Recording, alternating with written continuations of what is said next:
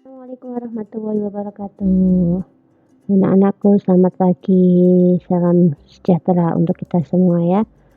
Untuk memulai pembelajaran mapel seni, sebelumnya silakan berdoa menurut kepercayaan masing-masing ya. Berdoa dimulai. Berdoa selesai. Nah, untuk materi pagi hari ini adalah seni rupa daerah. Kalau kemarin kita sudah mengenal apa itu seni rupa secara umum ya, sekarang kita masuk ke seni rupa daerah. Seni rupa yang terpengaruh atau memang muncul pada masa tradisional atau seni rupa yang memiliki ciri khas wilayah tertentu. Seni rupa daerah memiliki suatu ciri khas dari latar belakang sejarah suatu daerah. Setiap wilayah memiliki ciri khas yang berbeda-beda. Jadi setiap wilayah itu akan menghasilkan suatu karya seni rupa yang identik dengan karakter masyarakat yang membangunnya. Seni daerah ini memiliki corak atau motif tradisional yang sudah turun-temurun. Jadi motifnya ini memang turun-temurun ya, seperti di Jepara ada motif ukir itu ya anak-anak ya. Jadi tetap turun-temurun motifnya seperti itu berlanjut. Mungkin kalau ada penggayaan itu menyesuaikan perkembangan zamannya. Jenis karya seni rupa daerah itu ada ada dua dimensi maupun 3 dimensi. 2 dimensi ini maksudnya adalah karya yang memang memiliki dimensi panjang kali lebar saja. Kalau 3 dimensi memiliki dimensi panjang, lebar, dan tinggi. Contohnya adalah ukiran kayu, patung, ada mungkin dari bahan-bahan keramik, itu kan memiliki dimensi tidak hanya panjang kali lebar saja, tidak flat ya maksudnya ya, tapi memiliki volume. Jadi kalau yang 3 dimensi itu memiliki volume anak-anak, bisa dilihat dari segala arah. Tapi kalau yang 2 dimensi itu bentuknya flat, hanya dinikmati dari depan saja. Ciri-ciri karya seni rupa daerah pertama adalah bersifat kedaerahan, jadi memiliki ciri khas dari daerah tersebut saja. Jadi ciri khasnya masyarakat itu apa ya, itu biasanya bersifat kedaerahannya di situ. Terus 2, dipengaruhi oleh budaya dan latar belakang sejarah suatu wilayah. Pertama, mengandung simbol dan makna tertentu. Misalkan kalau anak-anak sudah pernah main ke Masjid Mantingan, motif yang di sana itu memiliki makna dan simbol tertentu yang memang perwakilan dari masyarakat Jepara.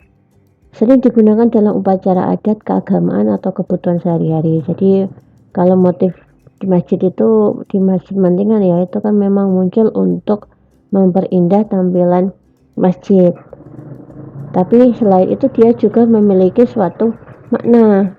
Kalau awalnya berupa patung ada menceritakan tentang kisah Ramayana itu ya, tapi lambat laun karena masuk Islam sudah kepala dipisah, istilahnya apa ya, dipisahkan tinggal tubuhnya saja, dan sebaliknya dibangun atau dibentuk motif dari ukir-ukiran. Kalau anak-anak penasaran bisa main ke Masjid Mantingan ya, itu nanti di situ anak-anak bisa melihat perkembangan motif yang terpengaruh dengan agama.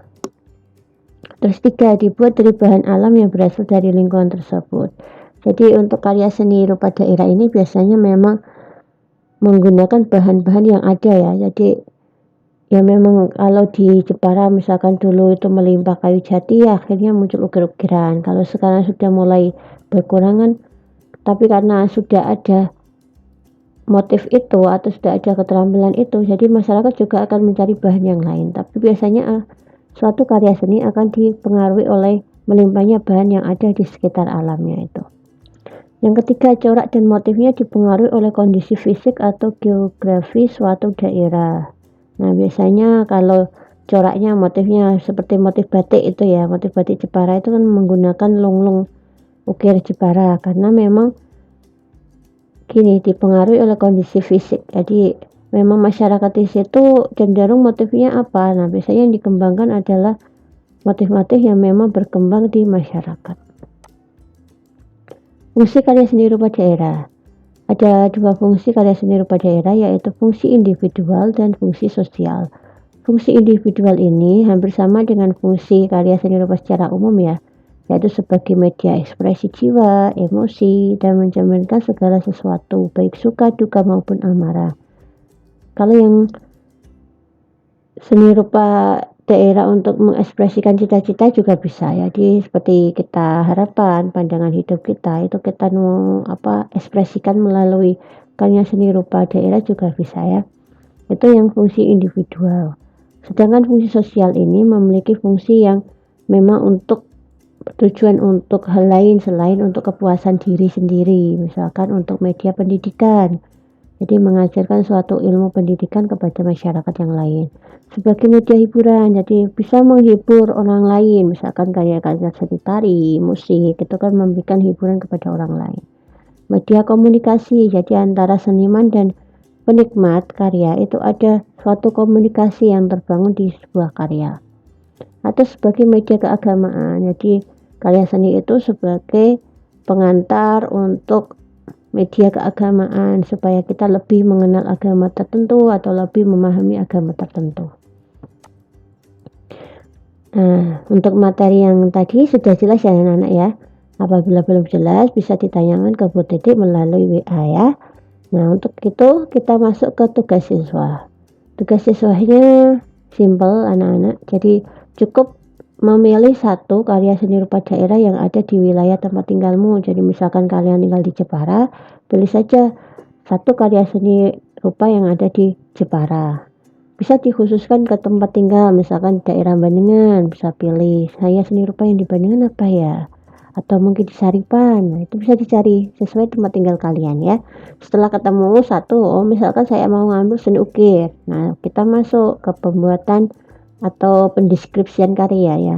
Nanti kasih judul seni ukir. Karya tersebut ini dibuat dari bahan apa? Nah, dari bahan kayu ini ya, bisa diceritakan secara singkat. Terus menggunakan teknik seperti apa? Teknik pembuatannya seni ukir menggunakan teknik seni pahat atau seni ukir dengan membentuk, mencekung, menyambung. Nah, seperti itu. Bisa ceritakan secara singkat juga. Fungsinya apa? Seni ukir ini memiliki fungsi bla bla bla, atau fungsi individu, fungsi sosial. Nah, bisa dijelaskan seperti itu. Bagaimana sejarah awalnya? Nah, ini banyak sekali ya dijelaskan untuk sejarah seni ukir ya. Bisa dari sejarah yang bersifat dongeng atau bersifat turun-temurun, atau mungkin sejarah yang ada nilai ilmiahnya. Nanti bisa digali lewat searching internet ya anak-anak ya. Jadi jangan malas untuk membaca. Terus silakan jawaban tadi ditulis di kolom komentar. Bisa dituliskan di buku dulu, nanti tinggal diketikkan di kolom komentar tugas yang ada di classroom kalian. Gitu ya anak-anak ya, tetap semangat. Walaupun belajar di rumah jangan ditunda-tunda, karena kalau tugas kita tunda-tunda nanti akan menumpuk di akhir dan akan memberatkan kalian sendiri. Itu ya, tetap semangat. Terima kasih. Assalamualaikum warahmatullahi wabarakatuh.